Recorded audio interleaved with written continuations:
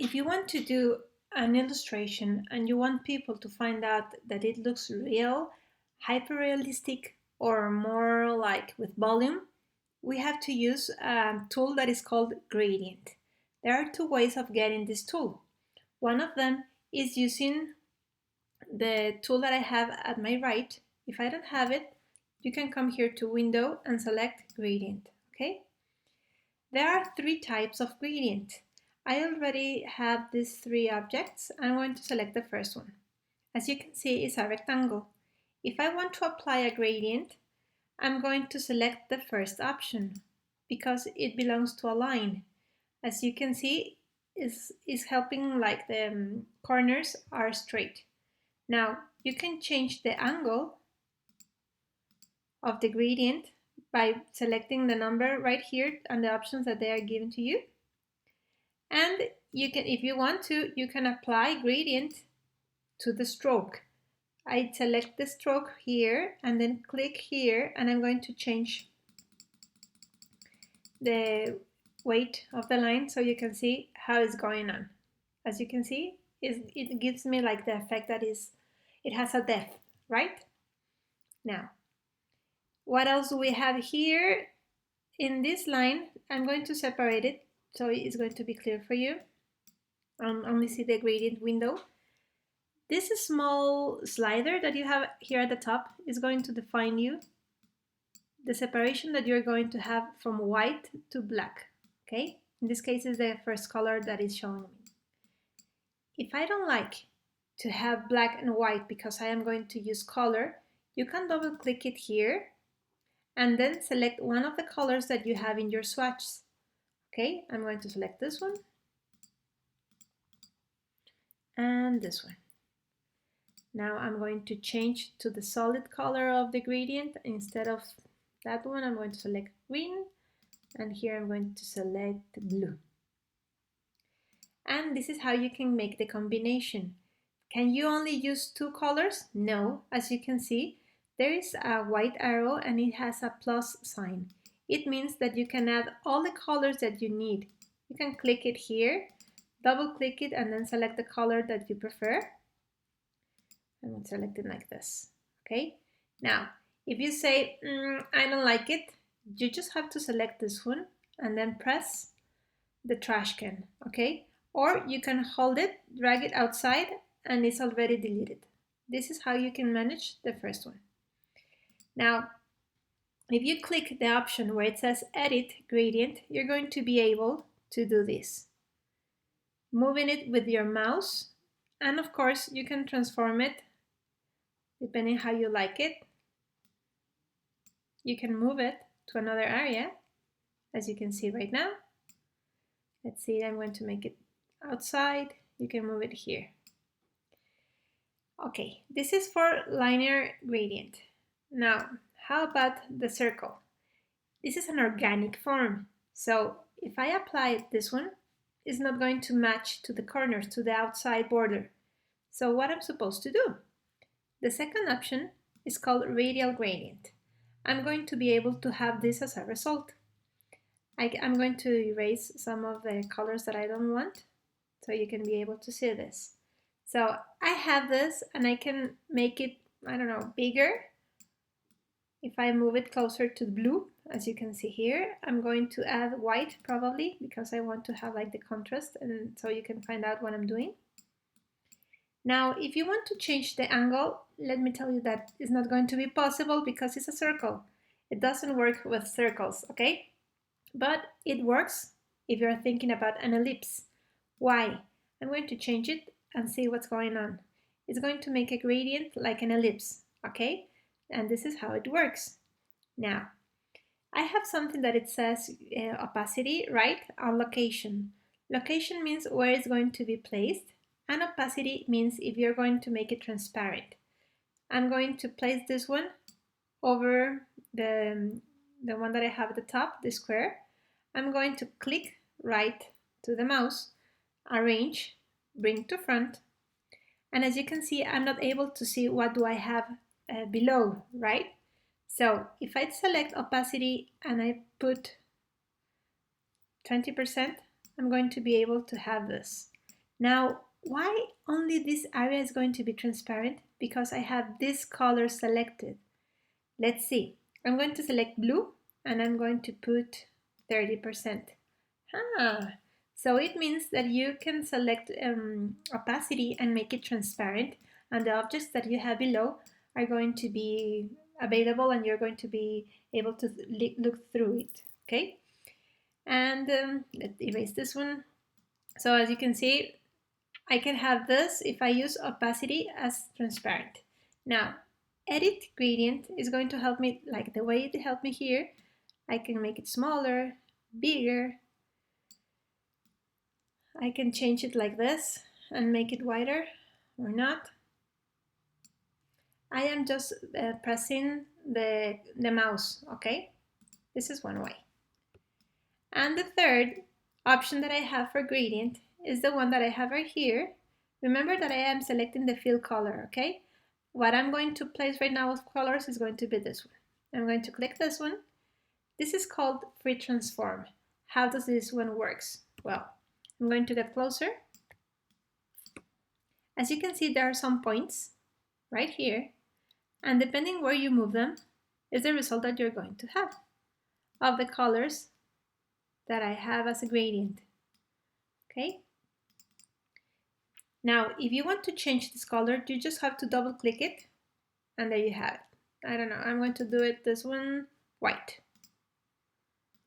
And this is how you can get different gradients and have like something more free, you know, freestyle. And the edit gradients, when you click it, you're going to be able to move them wherever you want. Okay. You may think, okay, I like this. Well, remember that everything has a second point of view. I'm going to create another triangle. Okay.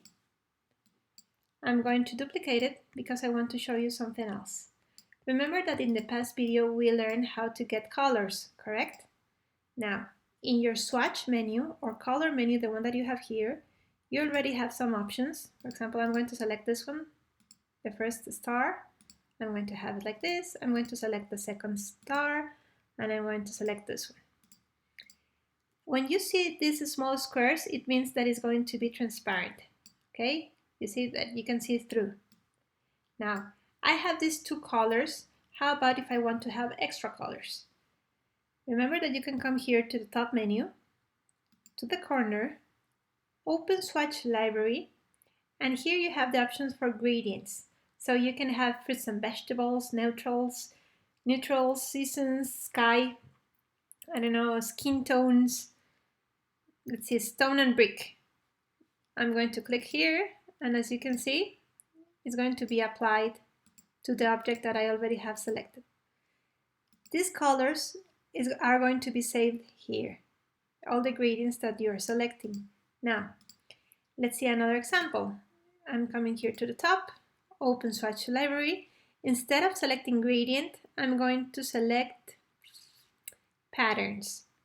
Now, this is important because it's going to help you to create patterns instead of solid colors.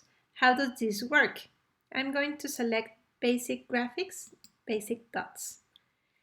You're going to click it, and you're going to be able to have this type of patterns, as you can see here. Okay, now let me select this other one. Again, color, open swatch library, and where it says pattern, I'm going to select nature and probably animal skins. Why not? How about if zebra, or this one is a cobra, right?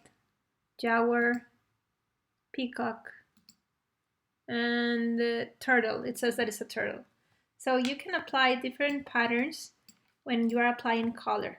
Now, the color that you have here, if you want to change it, for example, I want to change it to pink, it's going to be erased because this is a pattern that is already defined, okay?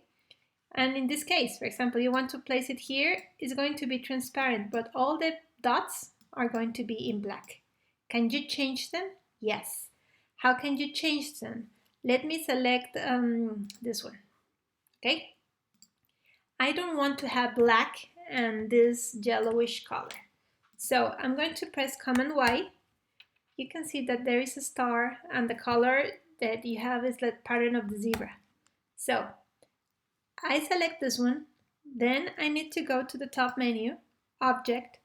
I'm going to select where it says Expand. Sometimes it says Expand Appearance. Both are going to be helpful, okay? I'm going to select Expand. What I want to expand is the fill color, not the stroke. So I'm going to click Fill. I'm going to uncheck where it says stroke, and I'm going to have this. Press again Command Y or Control Y. And you can see that you already have all the trace and all the path. With the white arrow, the one that you have right here, you're going to be able to select, for example, any of the path that you have right here. You need to double click it to the layer, as you can see right now. And then you can come and select, for example, the color that you want to change. For example, in this case, it's a block. I'm going to double click it again. And I'm going to, with the white arrow, maybe I'm going to select this one. And instead of that color, I'm going to select this. And this is how you can change the color. As you can see, I have layer, group, clip, group, group, and clip.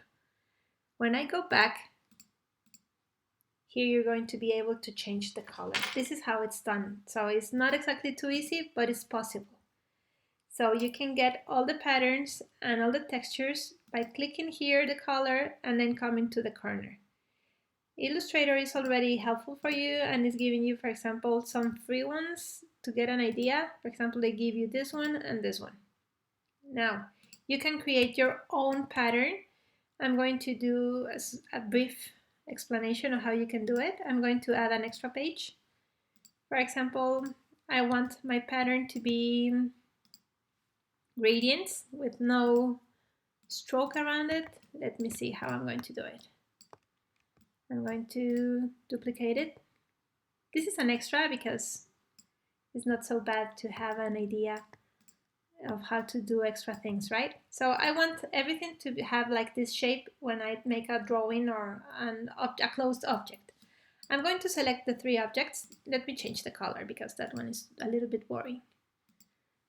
Let me put this one, and this one is going to be this one. Sorry, it's boring too, but it's less boring.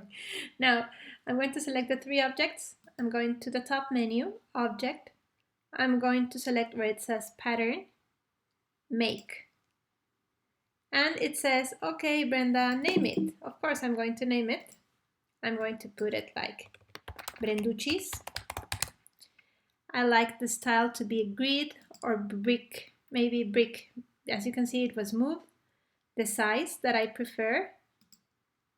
And I want 5 by 5 is perfect. Once I have it like this, I'm going to click where it says Done. And you're going to say, there's nothing, Brenda. Guess what? I'm going to draw a circle. And I'm going to put my pattern. Ta-da! Isn't that amazing? Or how about if I use the pen tool and I am going to draw an A because my husband's name is Aldo and I love him very much, and you can see here, and here it goes.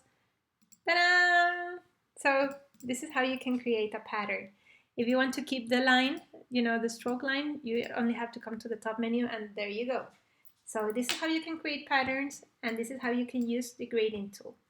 Now, taking back the gradient tool, you have one at the right, but you have another one to the left. It's the same thing that says Edit Gradient. As you can see that this thing appears. Okay, so it's just for you to move it and use it from here. Okay, let's see why it's not working. Okay, there you go. So if you have this one, you're going to be able to rotate. If you come to the corner, you see that you're going to be able to rotate. You can apply this tool to all the three, the linear, gradient, and the free one. For example, I'm going to the corner and I'm going to rotate it. And that's it. I hope you enjoy it and love it. Bye!